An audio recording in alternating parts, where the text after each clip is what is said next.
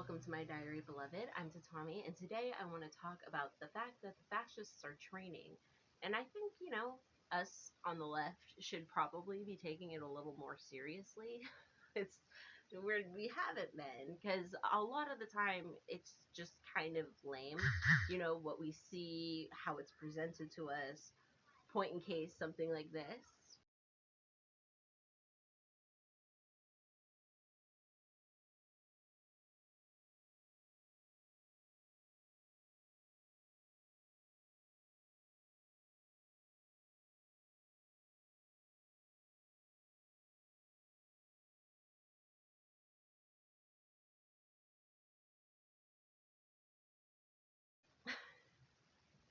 It's absurd. It's hard not to laugh. When I first saw that one, I really did think it was like a team fail type of video. But no, it was the alt right training so that they can grapple with people like me, I guess.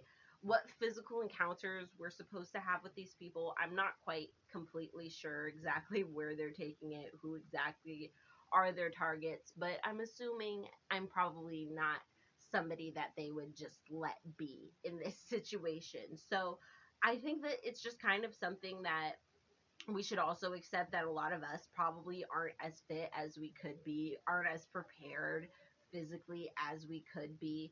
And, they're out here doing like their push ups and their trust falls and their sharpshooting, and it all kind of looks a little silly now. But first of all, that skill may grow, which is a terrifying thought. And then, second of all, a lot of them are already kind of up there in skill level. If you'll recall, they were up there fighting on January 6th for hella long hours. Like, that's a really long time to be holding railings on people, fighting encounters. Like, I remember when it finally occurred to me, like an hour in, that I had been just kind of standing there expecting some force to sweep in and start brutalizing, some police brutality, some reinforcements. And when I finally realized, I was like, oh no, this is going to take a while. I've got to walk around. I got stuff to do. I didn't get much done. I assure you, I was glued to the status quo that day. You could not have pulled me away from my phone. And then the next day, I went out with a friend and we were supposed to work, but she was from DC. So we were both super distracted that day, just watching the news. Well, I was mostly watching the news. She was just recalling, what she knew from growing up, like around the corner from all this. And it was just a really like wild time because, just that aspect, specifically what we're talking about, of people like physically fighting. Like, these people were sore the next day, like not just sore like, oh, I got hit while we were doing all this, but sore like physically they hadn't done that type of thing in forever. But a lot of them had. A lot of the Proud Boys clearly had. A lot of them, I'm sure, one percenters, some of them are not as fit as others, but I'm just saying there's a huge level of fitness that was in those front lines that allowed for them to push up against the police. To There's only so much like a mob can do. I know like the mob could do a lot of things, but it did take those tactical decisions, which is that teamwork, those team building exercises you're seeing them do. It did take physically doing this exercise, and I feel like it's something that us on the left aren't taking as seriously as we should.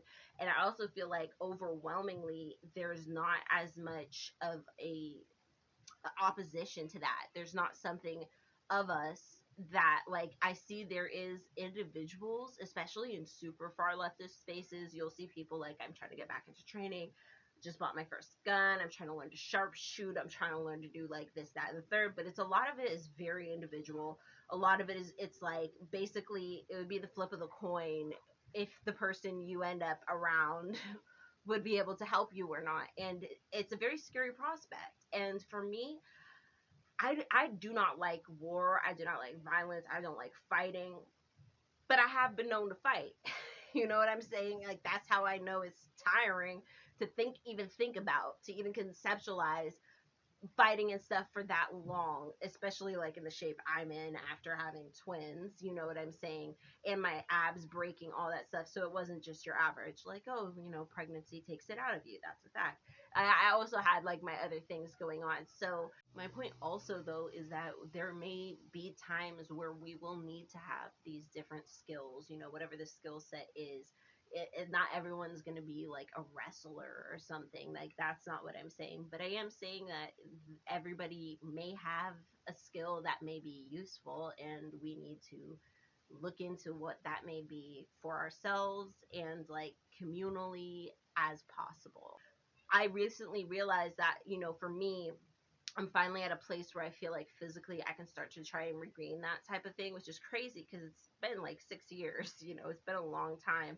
But it took a really long time for my abs to get to heal, for my body to like feel like it was healing for a lot of these things. And that's probably because I didn't have proper health care afterwards. You know what I'm saying? It was kind of just left up to me and my community, my elders, my own birth work training, you know, my sacred woman training, like things that are, you know, a, at the end of the day, I have to admit that a lot of it is just what us poor people do. We rely on the community. We rely on our herbs. We rely on those things, not because it's always most effective, it's the quickest, it's what we actually need, but it's what we can afford, it's what we can get our hands on. You know, that's just our reality. And so, you know, but I can't admit that there are different procedures and medicines that probably would have helped me heal a lot faster. My point is I'm at a point now where I think I can try and get into those types of things, and physically I do feel like it's time for us to make sure we're in some type of way ready, even if it's not only physical, even if we're focusing on gaining some kind of skills for survival, gaining some kind of skills for you know, knowledge about different things. But I feel like a lot of us are focused on theory, a lot of us are focused on those types of things, but not enough of us know how to like shoot, not enough of us know how to do those types of things. And who knows, at this point when we're seeing all this Christian takeover, far right takeover, conservative takeover with our Supreme Court and a lot of these laws and the freedoms it's giving a lot of these far right states, it's really, you know, it's concerning what it's going to happen to the rest of us. It's concerning how far it can be pushed on for the rest of us and where it could be going, because the left doesn't really have a voice. You know, the far left definitely doesn't have a voice. Progressives barely have a voice somehow, and they're barely left of center and they barely have a voice. And so we're seeing this huge issue where it's all skewing towards fascists, and it worries me that we haven't been taking these militias as seriously as we could have. Yes, we can laugh and we should laugh, and I needed that laugh when I saw that guy not get up with the push up with the rest of them. I involuntarily laughed. I thought it was going to be in a joke form. I didn't really realize it was going to be in a political one. But my point is yes, let's laugh.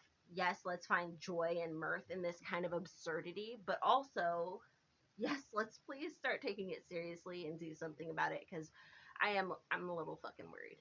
I'm a little fucking worried, y'all. All right, may your ancestors and spirit guides be with you at every crossroads, and I will see you next time.